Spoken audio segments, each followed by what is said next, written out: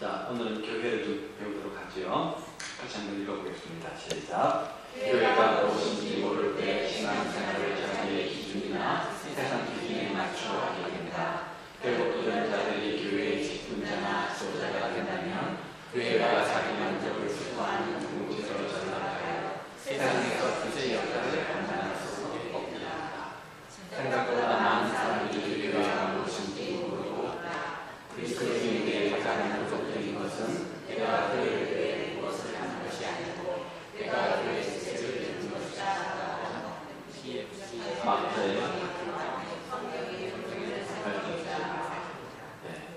자, 교회가 뭐냐? 제목처럼 가르칠 교 무리에 가르침을 받는 무리, 한 개인에게 지칭되지 않고 여러 무리에 해당되는 것들을 교회라고 이렇게 말할 수 있겠죠. 성경은 이렇게 말하죠. 또 내가 내게 이르노니 너는 베드로라. 내가 이 반석 위에 내 교회를 세우리니 음대의 공세가 이기지 못하리라 라고 주님께서 교회를 말씀하셨습니다. 자, 우리가 배울 내용들은 이런 내용들 가지고 배우려고 하는데요. 자, 교회의 필요성이 뭔지, 교회의 본질이 뭔지, 어떤 종류가 있고 권세가 어떻고 뭐 이런 것을 보도록 하겠습니다. 자, 교회를 정의할 때 우리가 구약에는 칼이라는 단어를 쓰고 신약에는 에클레시아라는 단어를 쓰죠. 구약은 히브리어고 신약은 헬라어입니다. 그렇죠? 그래서 칼이라는 단어는 부르다는 뜻이고 신약도 역시 부르다의 에클레시아 똑같은 의미를 가지고 있습니다. 콜 프롬이라고 하죠. 세상으로부터 불러내서 구별된 무리들을 가리켜서 교회 이렇게 말을 하는 겁니다. 에클 플러스 레시아에서 에클레시아는 합성어입니다. 불러내서 모아놓은 무리가 바로 교회라는 뜻입니다. 따라서 신약과 구약의 핵심 초점이 어디인지를 보게 되었습니다. 불러낸 무리, 구별된 무리, 우리 그럴 때 성도라고 부르기도 합니다. 그래서 우리가 이제 성경에 나와 있는 여러 가지 교회에 대한 이야기를 좀 정해보면 하나님의 백성들의 모임을 우리가 교회라고 말하고 그리스도의 몸을 교회라고 말하기도 하고 성령의 전, 뭐 이렇게 이런 내용들이 있는 것들을 보게 되었죠. 이게 교회죠. 그죠? 한 가지 갖는 물음은 굳이 교회에 나가지 않더라도 내가 얼마든지 구원의 확신이 있고 올바른 신앙생활을 할 수 있는데 혼자서 신앙생활 잘하면 되지 않을까? 라고 하는 생각들을 갖습니다.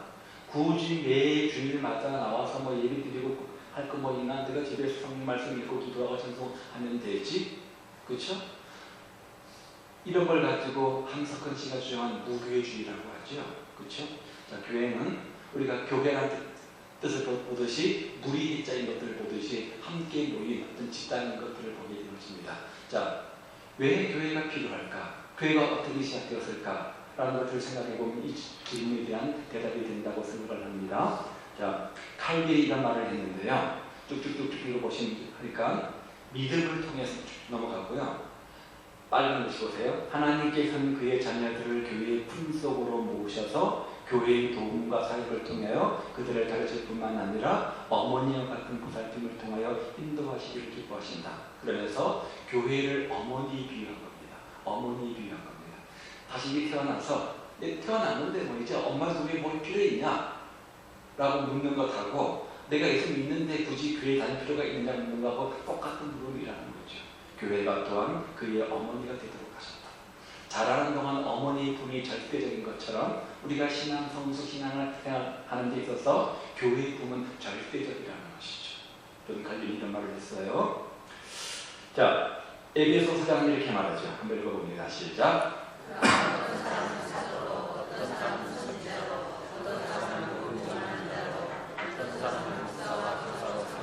이는 성도를 온전하게 하여 봉사일을 하게 하며 이게 바로 교회의 필요성이라는 거죠. 그렇죠? 교회 안에는 다양한 사역, 다양한 직분들이 있습니다. 사도의 직분도 있고요, 선지자의 직분도 있고요, 복음 전하는 자의 직분도 있고요, 목사와 교사도 있습니다. 그렇죠? 뒤에 설명하겠지만 이런 부분들이 있습니다. 사도는 사도죠, 선지자는 선지자죠, 복음 전하는 자는 전도자죠, 목사와 교사. 목사 학도 교사가 아니라 목사인 교사, 가르치는 직업을 가진 목사를 강조하는 단어입니다. 자, 이렇게 교회를 주신 필요성은 뭐냐면 이 사람들을 통해서 성도들을 온전케 하는 거, 주님의 몸을 세우는 것이 목적이라는 거죠. 자, 이 목적 때문에 교회가 필요하다는 겁니다. 그래서 모이기를 피하는 어떤 자들의 습관과 같이 하지 말고 그날이 몸을 볼수록 더욱더 모이기에 힘쓰라고 힘을 시작하고 있죠. 자, 이 교회는 하나님과 예수님과 성령님의 동시 살린 것들을 보는데요. 하나님께서 계획하셨습니다. 내 하나님 여호와께서 백성들을 택하셨다고 말씀합니다. 넘어갈게요. 예수님께서 세우셨죠? 내 교회를 세운다. 자, 이 말씀에 근거해서 로마 캐톨릭과 개신교가 분리된 것을 말씀드렸죠. 베드로의 반사. 그래서 이것을 액면 그대로 받아들인 캐톨릭은 이 말씀에 근거해서 사도 베드로를 초대 교황으로 하고, 여기 이 교회는 우리 성경은 신약 우리 개혁 신앙은 또 다른 해석을 갖습니다. 성령님 한 성령으로 세를 나눠서 한 몸이 되게 하셨죠. 그래서 교회는 하나님이 계획하시고 성령 예수님께서 세우시고 성령께서 보증하는 살린 것들을 보게 되어지는데요. 자, 이 교회는 에클레시아로서의 어떤 역할들을 하게 되어지죠. 에클레시아가 뭐라고요? 시대나 지역이나 민족을 초래해서 예수님 믿는 사람들을 지칭하는 단어입니다. 세상으로부터 불러서 구별된 성도, 우리를 말하는 것이죠. 건물이 있고 조직이 있는 눈에 보이는 교회를 지칭할 때 에클레시아 이런 단어를 쓴다는 거죠. 우리 개개인을 에클레시아라 부르지 않고 어떤 무리, 집단을 가리켜서 에클레시아 이렇게 말한다는 거예요. 뿐만 아니라 또 코이노니아로서의 어떤 교회가 있죠. 그렇죠? 친교, 교제, 나눔, 참여 이것을 의미하는데요. 사귐이 있게 하고 사귐이 있게 하고 주와 더불어 교제하고 이 모든 것들은 교회의 코이노니아의 어떤 본질, 성격을 강조하는 겁니다. 그렇죠? 자, 우리는 에클레시아입니다. 세상으로부터 부름받은 하나님의 백성들입니다. 그렇죠? 또한 우리는 코이노니아에서 어떤 교회의 본질을 가지고 있는데 그런 우리들은 함께 모여 서로 사귐과 교제, 친교, 코이노니아의 어떤 영적 교제가 있어야 이것이 바로 교회의 본질적인 모습이라는 거죠. 그런데 진정한 코이노니아가 있으면 자연스럽게 디아코니아가 이루어진다고 하죠. 무슨 말입니까? 섬김이 이루어진다는 겁니다. 진정한 풍성한 나눔과 교제가 있으면 서로 따라가는 풍성한 어떤 교제가 있으면 그 결과 섬김 봉사가 자연스럽게 동반되는 것이 자연스러운 순리라는 거예요. 코이노니아의 두 차원이 있는데요. 하나는 수직적으로 대신 관계, 예수님과의 관계를 말하는 것이고, 수평적 관계는 바로 동역자, 성도의 관계이죠. 그래서 예수님과의 은혜를 함께 나누기도 하고요. 수평적으로는 은사의 나눔과 봉사와 교제가 여기에 해당될 겁니다. 그냥 대충 넘어가려고 해요. 이 다 들었던 내용들이기 때문에 살아있는 교회 특징들을 보면 그래서 배우는 교회, 그래서 사도들과의 관계에서 배우는 교회죠. 그죠? 사도의 가르침을 받았다라고 말하죠. 또 돌보는 관계는 이웃과의 관계에서의 모습들이고요. 하나님과의 관계에서는 예배, 또 세상과의 관계에서는 이반제리즘, 전도. 그렇죠? 우리 벌써 여러 번 배웠던 내용들이니까 좋겠습니다. 우리가 교회를 흔히 이렇게 구분하는데요. 유형교회와 무형교회 들어보셨죠? 그렇죠? 유형교회와 무형교회, 또 보이지 않는 교회와 보이는 교회, 보편교회와 지역교회. 자, 보편교회는 뭡니까? 전체 보편교회를 말하는 곳이 지역에 있는 강북사랑의 교회, 도남동에 있는 강북사랑 지역교회를 말하는 거죠. 제도적 교회가 유기적 교회를 나누기도 하고요. 천상의 교회와 지상의 교회, 여러 가지 나누는 얘기한 교회는 이런 겁니다. 그렇죠? 유형교회가 있는가 하면 무형교회가 있습니다. 이렇게 형태 같은 경우는 유형교회죠. 그러나 형태가 없는 교회도 있습니다. 나랑 한두 사람이 모여받은 것이 하나의 교회가 되지 않습니까? 교회 공동체가 되지 않습니까? 조직이 있는 교회가 있는가 하면 그렇지 않은 교회도 있습니다. 이런 것들을 말하는 거예요. 교회와 국가를 어떻게 봐왔는가? 로마 카톨릭의 관점이 있고, 로마 카톨릭의 관점은 중세시대의 관점입니다. 왜냐하면 교회는 국가에 우선한다는 거죠. 그렇죠? 그래서 교회 신정종 분리가 아니라 정종일치해서 종교가 먼저고 정치가 그 다음에 온다. 그래서 로마의 카톨릭의 교황이 다른 왕과 황제권보다 더 강력했던 시절이 있지 않았습니까? 그래서 종속된다고 보는 것이었고, 반면에 성공회나 루터파 같은 경우는 반대 개념입니다. 교회는 국가에 종속된다라는 원개념이고, 우리 개혁주의 관점은 교회와 국가를 분리하는, 정종일치가 아니라 정종분리의 관계로 보는 것이 개혁주의 관점이죠. 교회에는 여러 가지 직분들이 있는데요. 사도가 있습니다. 사도는 예수님의 직접 제자들을 가리켜서 사도라고 부릅니다. 부활하신 후에 직접 예수님을 목격했고요. 사도로서의 부르심을 받고 교회 인정을 받아야 사도라고 합니다. 12제자 플러스 바울 정도 포함되는 것이 바로 이제 사도죠. 사도 밑에 사도 제자를 속사도라고 부르고요. 속사도의 밑에 제자를 교부라고 부릅니다. 교부처럼. 그리고 더 나가서 교부 제자들을 스콜라처럼. 스콜라 이제 중세로 넘어가는 거죠. 사도, 속사도, 교부, 그리고 스콜라 이렇게 넘어가는 겁니다. 네, 장로, 목사, 감독이 있죠. 그렇죠? 사도는 지금 존재하는 직분입니까? 아닙니까? 아닙니다. 그렇죠? 선지자는요? 아닙니다. 그렇죠? 이제 과거에 그 직분이고요. 지금은 장로 혹은 목사 혹은 감독의 직분이 존재하는데요. 자, 장로들, 복수로 적어져 있습니다. 성경에는 모든 신학교에 나타난 모형이 바로 장로들이죠. 그렇죠? 장로들을 지칭하는 다른 명사들이 목사 혹은 감독 혹은 인도하는 자. 그래서 따라서 장로, 목사, 감독은 똑같은 말입니다. 똑같은 단어입니다. 요즘에 어떤 장로님을 말하는 것이 아니라 요즘에 목회자를 말하는 것이 바로 성경의 관점에서의 장로의 관점입니다. 장로들의 기능이 있는데요. 신학의 교회들을 다스리고 가르치는 책임이 있습니다. 자, 자격은 이렇게 나와 있는데요. 보시면 그러므로 감독 혹은 장로 혹은 목사입니다. 책망할 것이 쭉쭉쭉 나오죠. 그렇죠? 자, 이런 부분들이 있습니다. 또 하나 집사가 있습니다. 디아코노스라고 하는데 하인을 의미하는 단어라고 하죠. 하인, 청직의 의미를 가지고 있습니다. 이 집사의 자격. 자, 집사라고 하는 것은 오늘날 우리의 서리 집사를 말하는 것이 아니라 안수 집사를 말합니다. 따라서 성경에서의 직분은 간단합니다. 목사 혹은 장로 그리고 집사. 이 전부예요. 그렇죠? 그럼 우리의 서리 집사는, 우리의 시무 권사는 성경에는 없는 그런 직분입니다. 그렇죠? 우리가 다 만든 거죠. 그렇죠? 네. 그래서 이제 권사는 무슨 뜻이에요? 권면하는 자. 네. 여러분 권사 직분을 받았을 때 어떤 역할을 부여받은 거냐면 권면하는 사람입니다.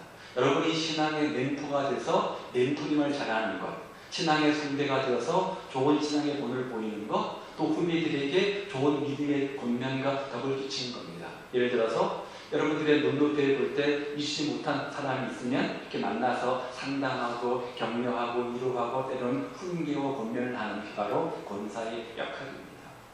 만약 그것이 잘 된다고 한다면 교회 공동체가 어떨까요? 굉장히 성숙할 겁니다. 그렇죠? 우리는 하는 직분을 받았는데 그 직분의 역할이 잘 안 되는 것 같아요. 여기 집사는 무슨 뜻이라고요? 하인의 의미입니다. 영국에 가면 무슨 백작, 공작, 후작, 납작 이렇게 있지 않습니까? 자기를 받는다고 하죠. 그 집에만 항상 뭐가 있습니까? 집사가 있습니다. 김집사 이렇게 부르잖아요. 그렇죠? 네. 집사는 뭡니까? 하인 청직입니다. 종이 쉽게 말하면 좋게 포장하는 것이 우리나라 시대 말은 뭐예요? 머슴이죠. 종인 거죠. 그렇죠? 종인 거죠. 종에게 이건 물론 있어야 되겠지만, 자, 집사의 자격은 이렇습니다. 쭉 나와 있는데요.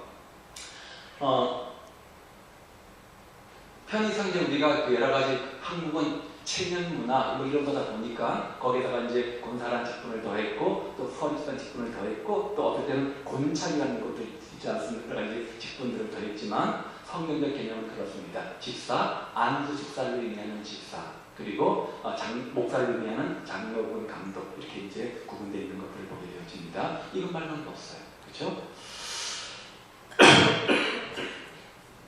여기에 따라서 이제 교회 정치의 형태가 나오게 되는데요. 자, 감독제는 성공회나 감리교가 따르는 제도 방법인데요. 대주교가 있고 주교가 있고 교구 목사가 있고 회중이 있는. 그래서 이제 그 단독적인 어떤 교회가 있지만 거기 담임 목사님이 있지 않겠습니까? 그 담임 목사님이 여러 지역을 관리하는 이제 그 감독 감독이라는 목사님도 있다는 거죠. 우리 그걸 이제 노예라고 하잖아요. 근데 감독이라고 하는데 그 감독의 역량이나 권한이 굉장히 큰 거죠. 그 감독의 역량에 대해서 이 밑에 각 교회 목사님들이 이렇게 이제 뭐 이렇게 옮겨 다니게 어떤 그런 것들이 바로 감독제죠.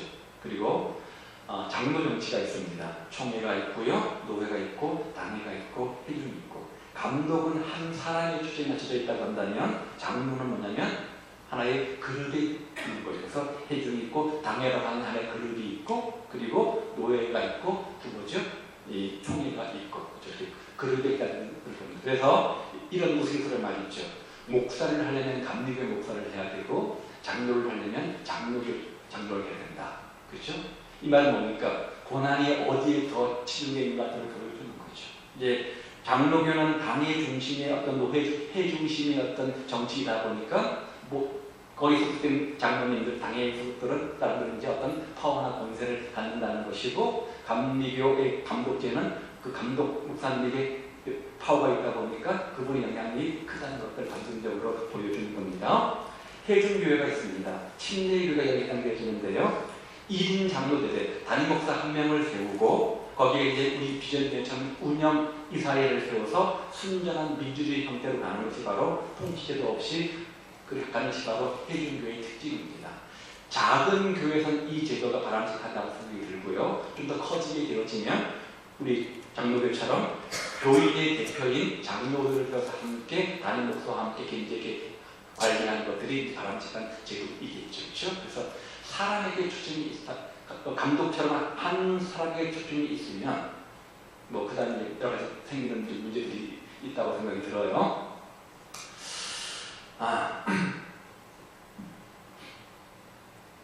One Holy Catholic Apostolic Church.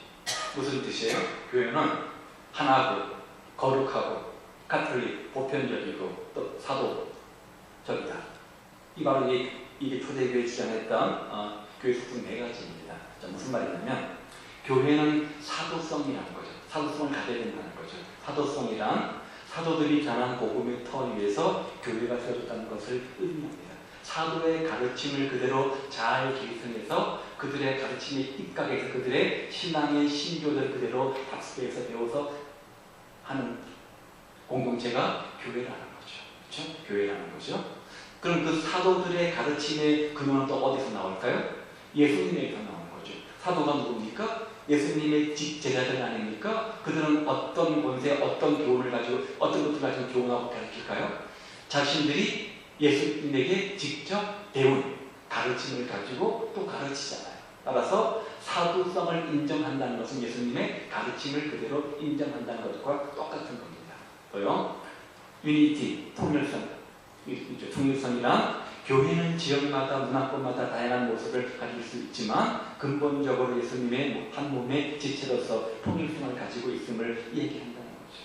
자, 장로교회, 감리교회, 다 다양한 교파의 교회들이 있고 한국의 교회의 모습이나 또 다른 나라의 교회의 모습이 조금씩 다를 수 있습니다. 그러나 보편적으로 예수님을 중심으로 예수님을 구원의 진리로 믿는다는 점에서 우리가 통일성, 하나, 일치성을 가지고 있다는 거죠. 약간의 교리와 약간의 예배 형태와 여러 가지 신앙 형태를 달리 할 수 있지만 본질 근본은 하나라는 거죠. 그렇죠? 이해되셨죠? 자, 거룩성은 뭐예요? 교회는 구원받고 거룩해진 성도들의 모임이잖아요.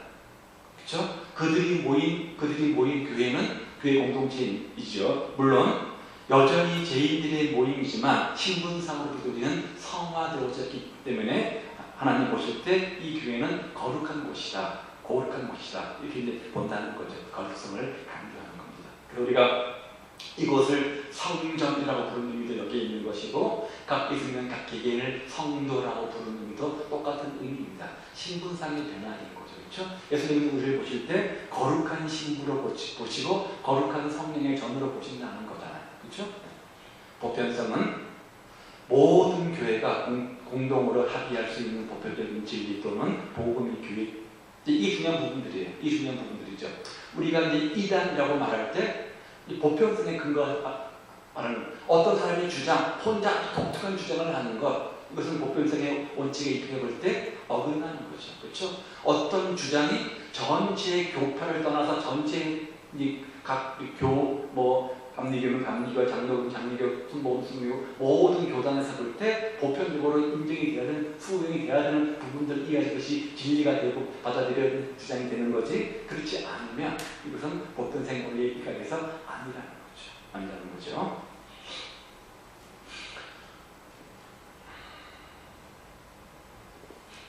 교회의 표지. 교회는 어떤 곳이냐? 뭘 가지고 교회라고 하느냐? 하나님 말씀의 순수한 전파와 그 말씀을 따라 사는 삶이 있을 때 그것은 교회의 모습이라는 거죠. 자, 교회의 첫 번째 기준은 뭐라는 거예요? 말씀이라는 거죠. 말씀의 기준이 교회의 표식이라는 거죠. 그래서 성경이 책의 권위임을 인정하는지 좀 보시면 될 것 같아요. 성경을 균형성 있게 전파되고 있는지, 또 전파하고 있는지, 성경을 가감하고 있지는 않는지, 신조는 뭐예요? 사도신경, 웨스트민스터 신앙고백, 소요리 문답, 대요리 문답, 또 하이델베르그, 많은 신조들이 있지 않습니까? 이런 것들이 입각해가지고 그 틀을 벗어나지 않았는지 따라서 교회의 모든 행동 지침 기준은 뭐냐면 성경이라는 거죠. 그렇죠? 성경에 근거해서 보여주고 있고요. 자, 두 번째는 말씀에 근거한 성례의 바른 집행이 이루어지고 있는지. 성례는 성스러운 예식을 말하는 겁니다. 뒤에 나오지만 우리 기독교 개신교에서는 성례는 세례와 성찬이 있습니다. 그렇죠?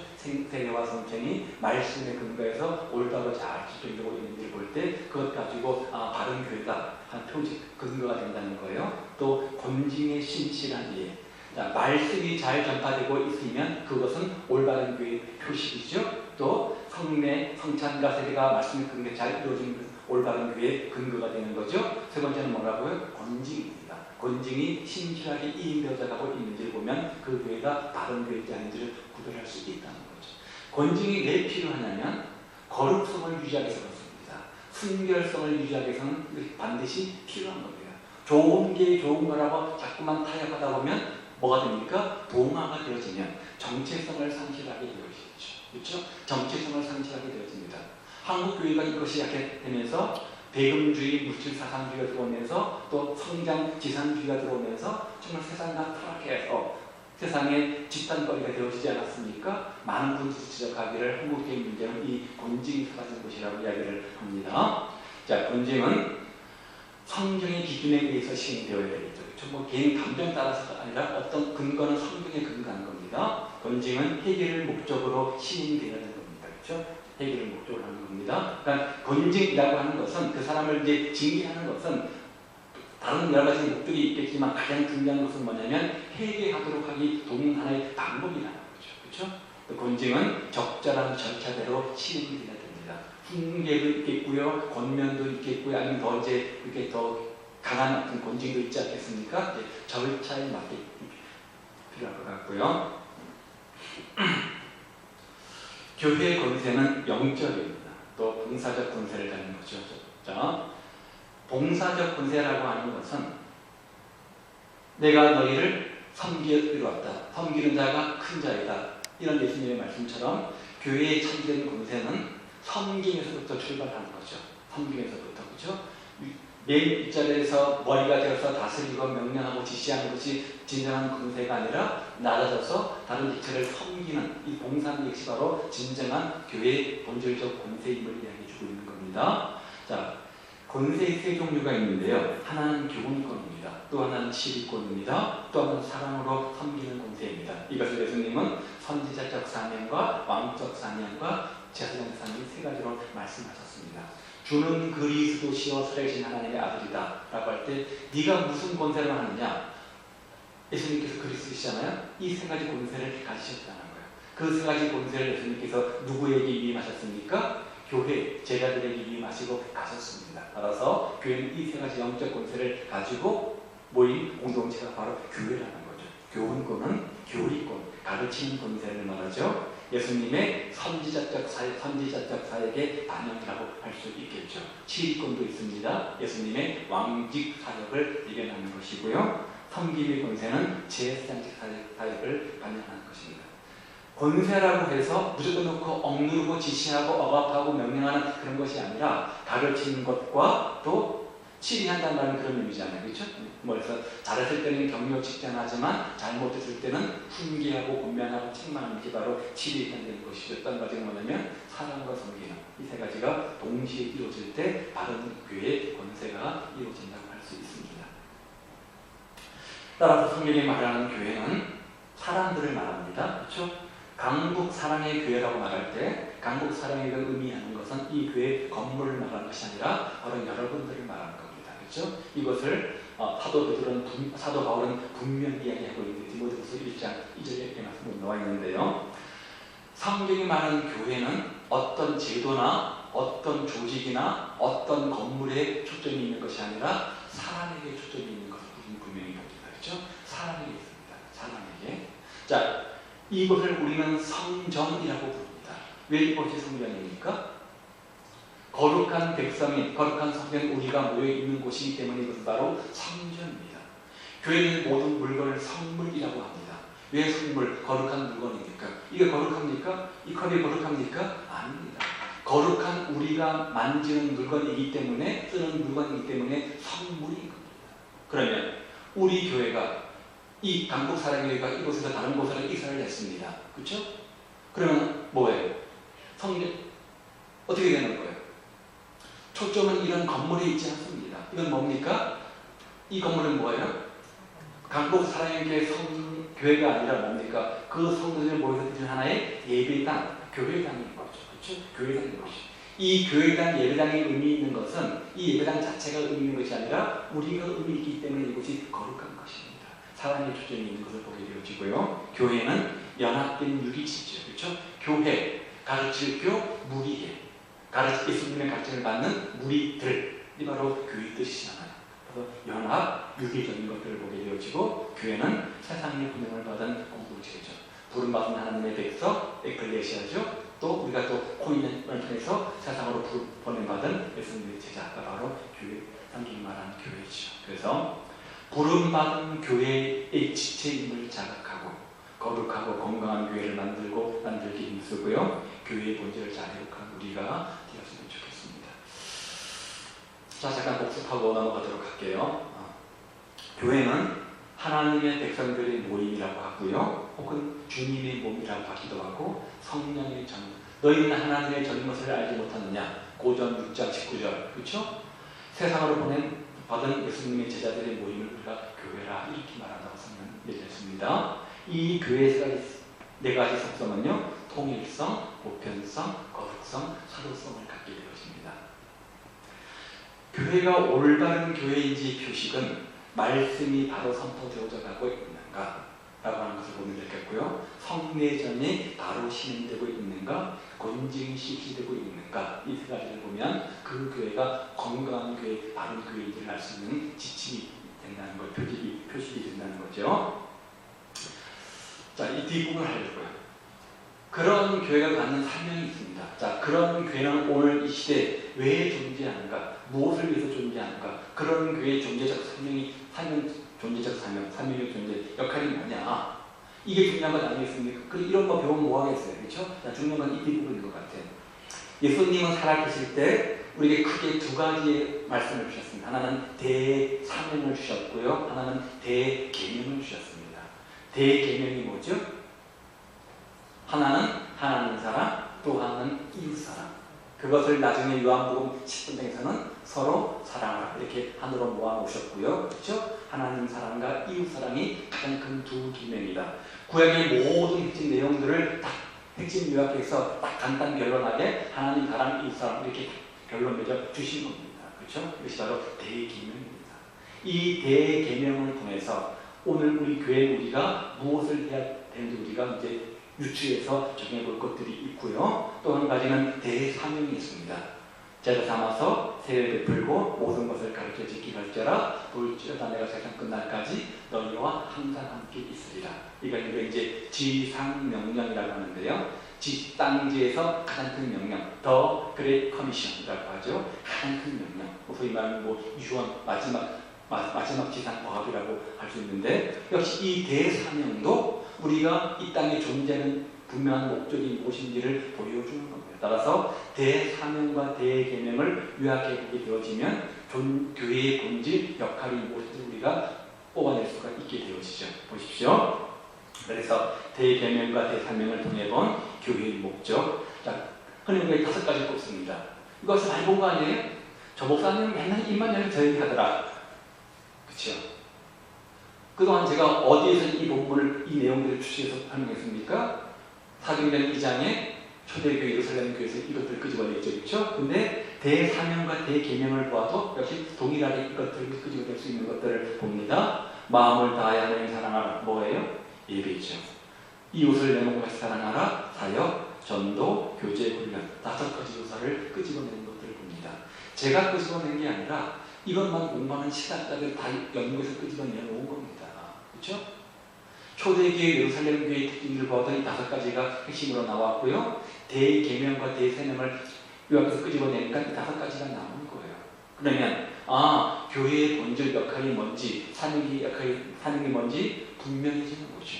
예배와 사역과 전도와 교제와 훈련, 이 5가지 요소가 나오는 거예요. 하나는 하나님을 향한 사역으로 예배죠. 예배.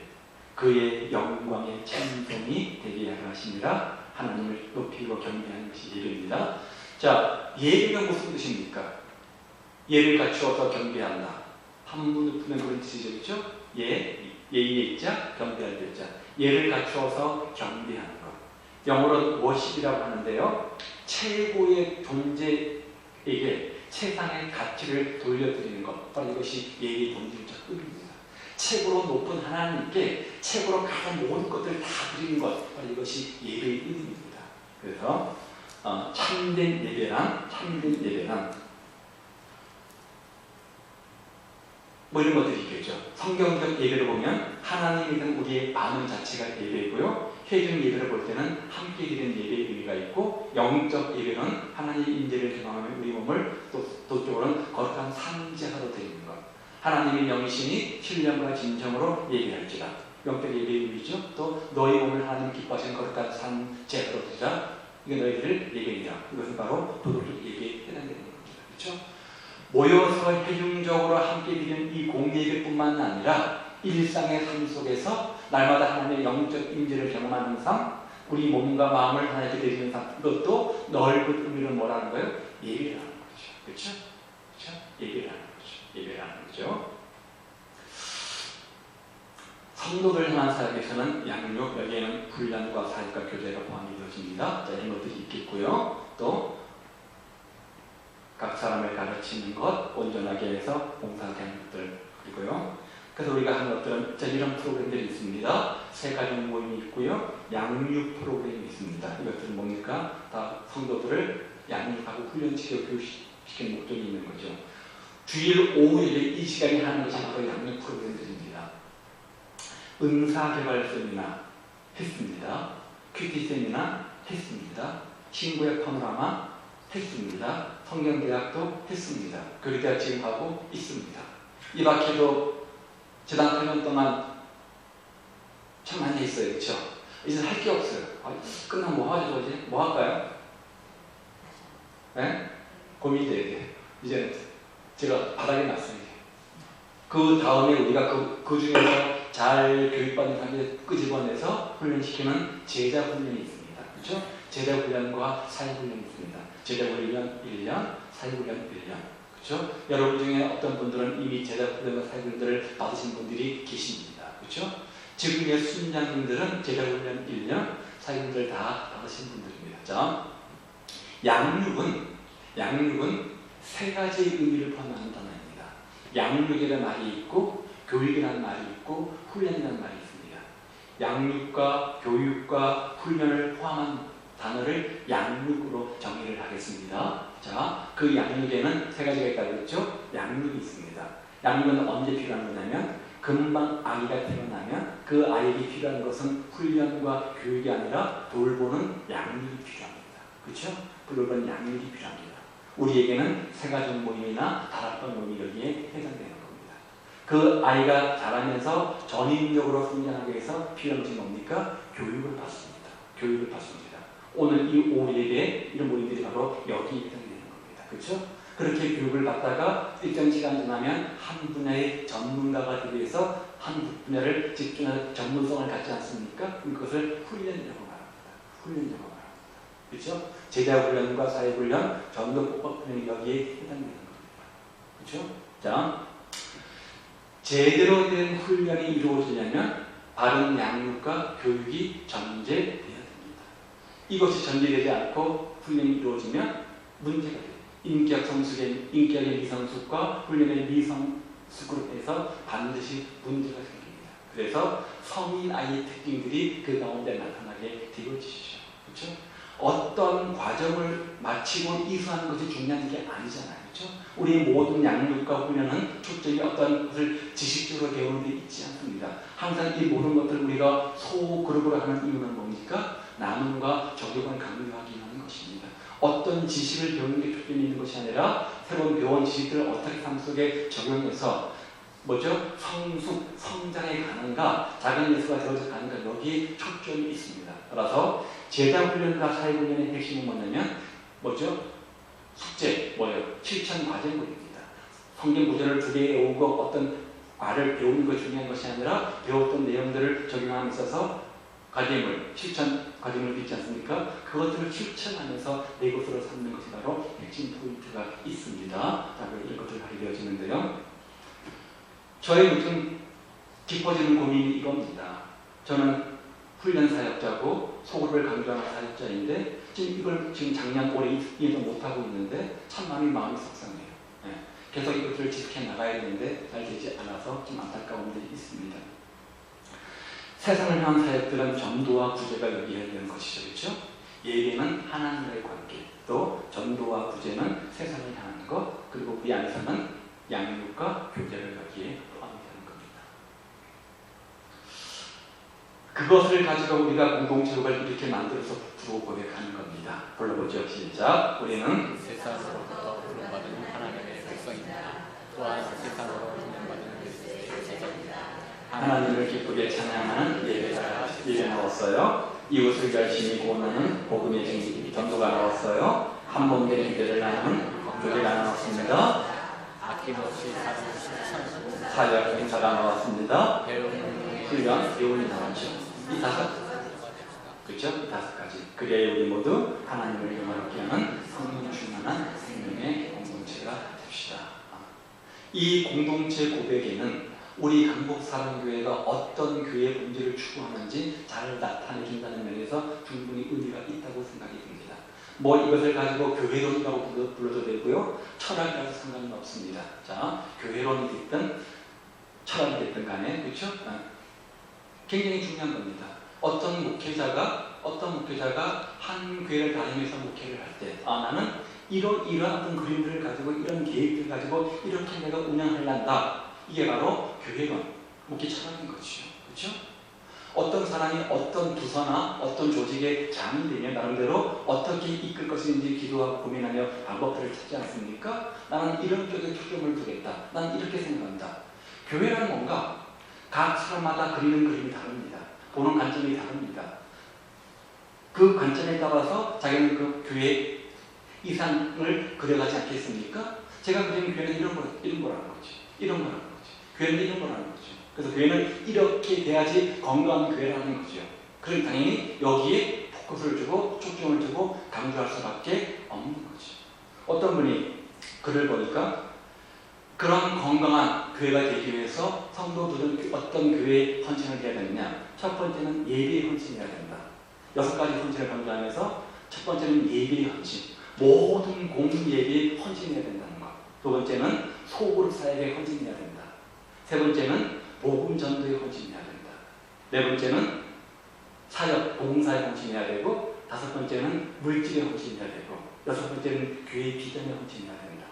그럴 이 6가지 헌신을 통해서 그 교회 공동체가 건강한 공동체가 될 수 있다라는 거죠. 자, 교회가 건강해지고 성장하고 성숙하는 데는 첫 번째는 하나님의 은혜가 필요합니다. 그런데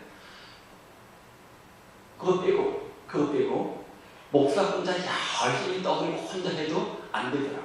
성도 혼자 열심히 해도 안 되더라. 모든 성도들이 같이 동일한 마음을 가지고 같은 마음, 같은 뜻, 같은 비전을 가지고 함께 연합해서 동력할 때 그 교회가 성장하고 성숙하지 않습니까? 성장은 양적인 의미고 성숙은 질적인 의미입니다. 그렇죠? 우리 분위기 배웠습니다. 성숙하면 그 결과 성장은 따라온다. 맞잖아요.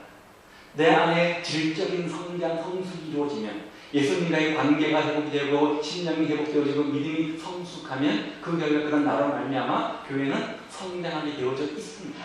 그렇죠? 성숙과 성장이 동시에 필요한 것 같아요. 그래서 우리가 그동안 항상 이 내면의 성숙을 위해서 많이 강조하고 기대해오지 않았습니까? 이제는 우리가 이제 좀 더 탈피해서 성장을 위해서 힘쓰고 기도하고 노력할 때인 것 같아요.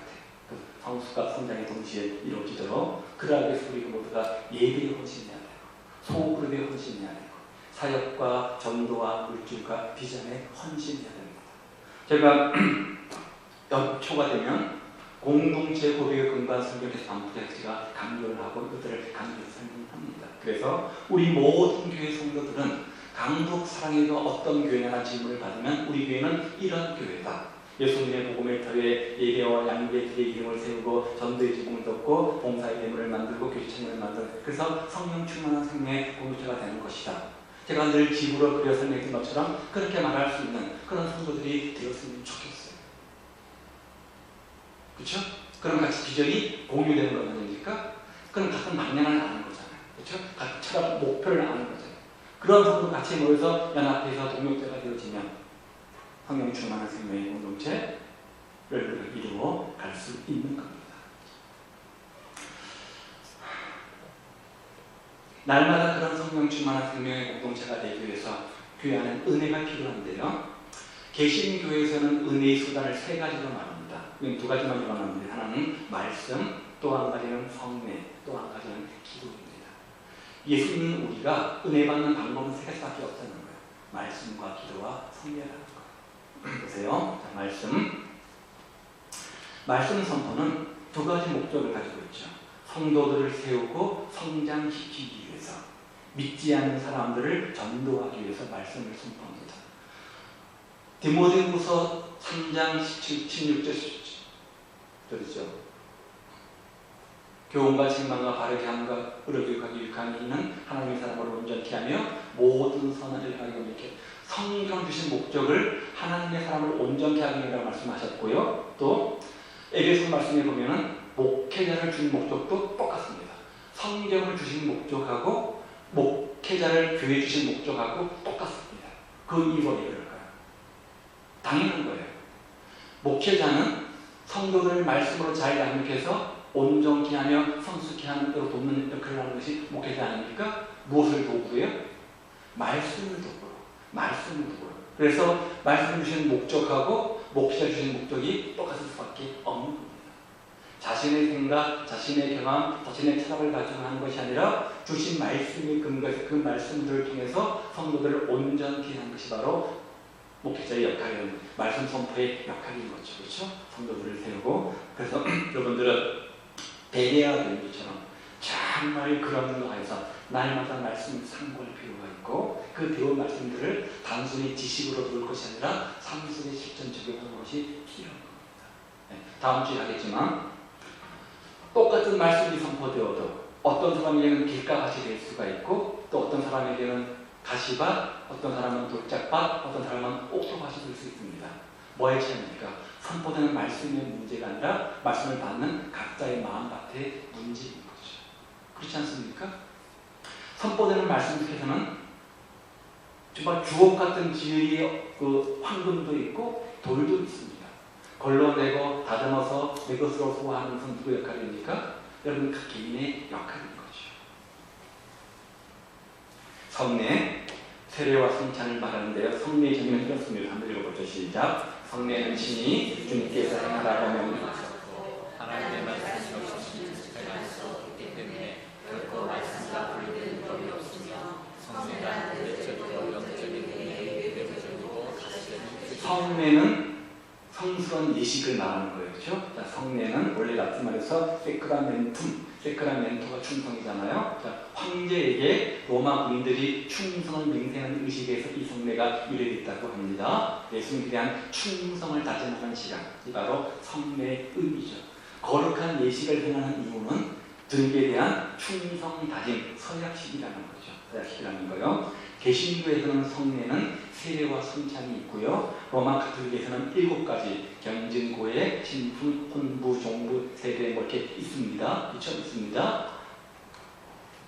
잘 모르겠어요. 뭔지. 고해만 알겠어요. 자, 세례와 성찬은 개신교에 있는데요. 웨스트민스터 우리 신교에 보면 성례전은 예수님께서 그의 교회에 보이시고 이렇게 한 목적으로 기록된 거룩한 교례이다. 이렇게 정의를 해놓고 있는 것을 봅니다. 자, 성례의 목적은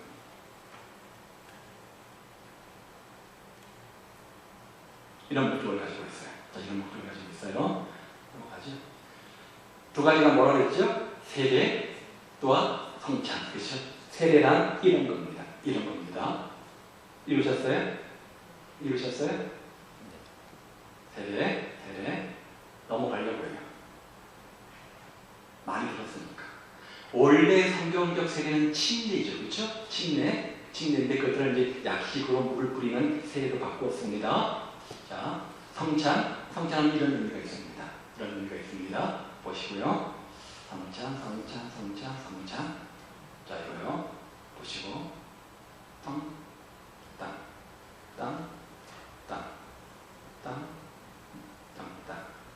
이거 설명해야 돼요? 넘어가도 되죠? 화채설, 분계설, 기념설, 영적 분계설, 우리 영적 분계설입니다. 화채설은 성례하는 그 순간 포도주와 떡이 진짜 예수님의 피와 예수님의 몸이 된다는 것이 화채설이고요. 공제설은 우리가 성찬하는 그 순간 하나님의 몸이 직접 이렇게 임해 있다는 뜻이고요. 기념설은 기념만 하는 것이고, 우리가 주장하는 영적 인제설은 그런 성찬식을 행할 때 우리가 예수님의 어떤 감화 감동을 받는 하나의 예식이 된다는 거죠. 성찬의 대상. 됐네요. 그렇죠? 성찬과 세례의 목적은 똑같습니다. 주님과의 연합이고 충성 사역입니다. 그렇죠? 세례의 핵심은 연합입니다. 베타이즘이라고 하는데요. 침례라는 뜻을 가지고 있는데 담그다, 연합하다. 하얀색 와이셔츠를 빨간색 염료통에 담갔다 꺼내면 어떻게 됩니까? 빨간색 와이셔츠가 되는 겁니다. 침례를 의미하는 세례는 그겁니다. 죄와 허물로 죽은 우리를 주님의 십자가에 보혈로 해서 다시 재산받아서 새 사람 만드는 것, 이 바로 세례의 의미입니다. 제가 결혼식에 비유하는데요, 연합식입니다. 세례를 안 받는다고 해서 구원받지 못한 것은 아닙니다. 세례는 뭐라고요? 성례입니다. 거룩한 하나의 예식입니다. 결혼식을 안 치르고 해서 부부가 아니면 아니잖아요. 그러면 왜 결혼식을 하는 겁니까? 뭐 하려고요? 만인들 앞에서 우리가 결혼을 통해서 한 부부, 신랑 신부가 됐음을 만인에게 공포하는 서약식이 바로 결혼 아닙니까? 마찬가지로 세례식을 하는 의미는 이제 예수님을 내 인생의 신랑 삼고 예수님의 내 인생의 구주 삼고 주님과 한 몸 이루어서 연합된 몸으로 살겠습니다 라고 고백하는 것이 바로 세례식의 의미라는 거죠. 그러려면 조건이 뭡니까? 사랑해야죠. 결혼하려면 남편 될 배우자, 아내 될 배우자를 사랑해야 되잖아요. 마찬가지로 주님과 한 몸에 이루려면 예수님을 내 인생의 구주로 믿어야 되는 거죠. 필요한 거죠. 성찬식은 그런 다음 신앙생활하면서 많은 우여곡절이 있지 않겠습니까? 그럴 때마다 성찬식을 통해서 다시금 첫사랑을 다짐하고 믿음을 회복하고 다시금 주 앞에 충성하겠습니다 라고 다짐하는 것이 바로 성찬식의 의미죠. 자, 그렇게 만나시면 제가 여러 번 많이 얘기했던 것들이니까요. 성경에는 교회를 묘사하는 많은 비유들이 있습니다. 제가 오전 잠깐 말씀드렸는데요. 몸으로 이야기하시고 있죠. 그렇죠? 주님은 우리의 몸으로, 하나님의 백성으로 몸으로 이야기해주고 있습니다. 이 몸. 그렇죠? 네. 머리는 누구예요? 예수님을 몸으로 우리가 그 몸의 지체라는 거죠. 또 지체도 다양성이 있습니다. 손, 발, 다리, 몸 있지 않습니까? 다양성들이 있는 것을 보게 되시고요. 이렇게 표현했습니다. 보세요. 만물이 교회의 머리로 예수님을 삼으셨고 교회는 그의 몸이고 우리는 그죠? 그 지신 것들을 보게 되었습니다. 그는 머리니 곧 그리스도라. 그리고 그 안에 각 지체들이 분량대로 역사해서 그 몸을 자라게 하는 겁니다. 각자 은사와 직분과 재능에 맞게 여러 가지 몸 지체로서 역할들을 하는 건데, 어떤 사람들은 손의 역할, 어떤 사람은 다리의 역할, 발의 역할, 각자 역할들을 하면서 그 몸을 자라게 해서 사람을 스스로 세워져가는 역할들을 하는 거죠. 그렇죠? 성전, 하나님의 거룩한 성전. 자, 보세요. 성전. 그렇죠? 하나님의 성전인 것과 하나님의 성령이 너희 안에 계시는 것을 알지 못하느냐. 하나님의 성전인 것들을 말하고 있죠. 또 우리는 한 가족입니다. 가족. 그러므로 이제부터 너희는 외인도 아니요 나그네도 아니요 오직 성도들과 동일한 시민이요 하나님의 권석 가족이라. 이렇게 말씀하고 계시죠. 권석 양무리. 그렇죠? 선한 부자라. 나는 양을 위하여 목숨을 버리고. 우리는 하나님의 기르시는 양이죠. 주는 나를 기르시는 목자요 나는 주님의 귀한 어린 양. 그렇죠? 목자와 양의 관계를 보시면 될 것 같고요. 신부, 거룩한 신부. 자, 어떤 신부요? 거룩한 신부, 순결한 신부, 주의 순결한 신부가 되어서 그렇게 지내고 있잖아요. 그렇죠? 자, 그 안에 신랑 신부, 남자를 거친 우리가 신부입니다. 그렇죠?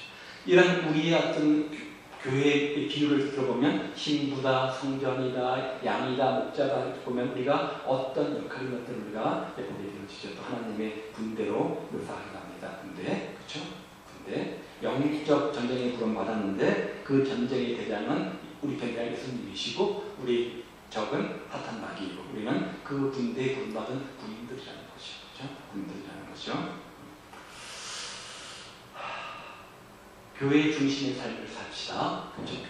하나님은 각 개개인을 통해서 역사하시지만 교회를 통해서 역사하십니다. 그렇죠? 교회 부분 준비된 예배를 드리면 좋겠고요. 하나님의 사역에 적극 동참하시면 좋겠습니다. 그냥 어느 날 누가 우연히 우리 교회를 건강하고 성령 충만한 생명의 공동체로 만들어주는 것은 아닙니다. 누가요? 우리가 스스로 노력할 때 가능한 겁니다. 내가 먼저 주님의식들을 가지고 애정을 가지고 이 교회에 헌신의 농도를 조금 더 진하게 해갈 때 그런 나의 헌신과 수고와 노력을 통해서 교회 공동체는 든든히 건강하게 세워져 가는 것이지. 목사 혼자서, 장로님 혼자서, 무 혼자서 아닙니다. 우리 모두가 함께 보십시오. 교회를 몸으로 비유한다고 했잖아요. 교회를 집으로 비유하기도 하잖아요. 자, 몸으로 비유할 때 머리이신 예수님 말고 많은 지체가 있습니다. 손이 있습니다. 발이 있습니다. 발냄새는 발가락도 있습니다. 발가락 자르면 어떻게 돼요? 발 자르면 냄새 난다고 발 자르면 어떻게 됩니까? 움직일 수 없잖아요. 그렇죠? 모두가 필요한 겁니다. 에이 뭐 소리 대신해주겠지. 아니라는 거죠. 집을 지으려면 예수님의 터 위에 기둥을 세웁니다. 기둥의 역할을 하는 사람도 필요합니다. 그리고 기둥 위에 지붕을 덮지요. 그리고 창문과 대문을 만들지 않습니까? 그리고 지붕을 덮으면서 하나하나 기와장들을 올립니다. 어떤 사람은 뭐 각자의 역할에 따라서 각 기와장의 역할을 하는 사람도 있을 것입니다. 기와장 그게 우습습니까? 그 지붕 위에서 기와장 2개가 빠져보십시오. 비바람이 칩니다. 홍수가 몰아칩니다. 어떻게 될까요? 그쪽으로 비가 세게 돼서 점점 누수가 되면 그 든든한 집은 허물어져서 무너지게 되는 거죠. 불과 기와장 1장 2장의 문제인 겁니다. 그렇죠? 네. 다 지어놓고 완벽하게 지어놓고 조그만 창문 틈으로 창문을 만들지 않아 보십시오. 창문 그거 아무것도 아닌 것 같지만 어때요? 찬바람과 비바람을 막아야 되는 창문, 따뜻한 햇빛이 머물게 하는 창문, 참으로 중요한 것 아닙니까? 그런 거예요. 모두가 중요한 거예요. 모두가 각자의 역할과 은사에 맞게 참여해서 사회에 동참해서 역할들을 감당할 때 그 교회 공동체는 건강한 공동체가 되는 거죠. 근데 집을 제가 많이 비유를 말씀드렸는데 가정을 이루기 있어서 그 가정이 건강하려면 할아버지의 역할도 필요하고 아버지의 역할도 있어야 되고 자식의 역할도 있어야 됩니다. 3대가 잘 어우러져서 역할들을 잘 감당할 때 그 가정 공동체는 건강한 거죠. 교회 공동체는 마찬가지입니다. 목회자는 목회자, 성도면 성도, 각자 은사와 직임과 직분에 맞게 주신 사역, 진행에 맞게 그 역할들을 잘 감당할 때 그 교회 공동체 안에 하나님의 은혜가 머물고 그 교회 공동체는 영혼의 보금자리가 되는 겁니다. 나 하나쯤야가 바로 건강 공동체를 덕먹게 하는 요인이 된다는 것을 기억하고 할 수만 있다면 교회 중심의 삶을 사시되 예비 빠지지 마십시오. 예비 빠지지 마십시오. 이런 주일 예배 같은 경우도 좀 재미없는 강의를 좀 들으시면 좋겠어요. 제 체면을 봐서 예수님 체면을 봐서 와주시면 좋겠는데 너무 섭섭해요. 너무 힘들어요. 모든 공예배 끼케 우리 세 번입니다. 주일 오전 예배 한 시간, 주일 오후 예배 한 시간, 주일 수요일 예배 한 시간. 하루에 168시간 중에서 172시간 중에 168시간인가요? 일주일이. 하여간 3시간입니다. 별거 많은 시간은 아니잖아요. 그렇죠? 그 다음에요. 또 모든 사역에 우리가 함께 좀 동참하면 좋겠습니다. 아까 그 지난 때가 말한 것처럼 예배의 헌신, 소그룹의 헌신, 사역의 헌신, 복음 전도의 헌신, 물질의 헌신, 또 비전의 헌신. 이 6가지가 이루어질 때 나의 사랑, 나의 신분, 나의 거룩한 교회는 아름다운 공동체가 될 수 있는 겁니다. 그런 은혜가 있기를 주님의 이름으로 축복을 드립니다. 하도 많이 강조했던 부분들이라서 다음 주에는 죽음에 대해서 한번 보도록 하죠. 자, 좀 기도하겠습니다.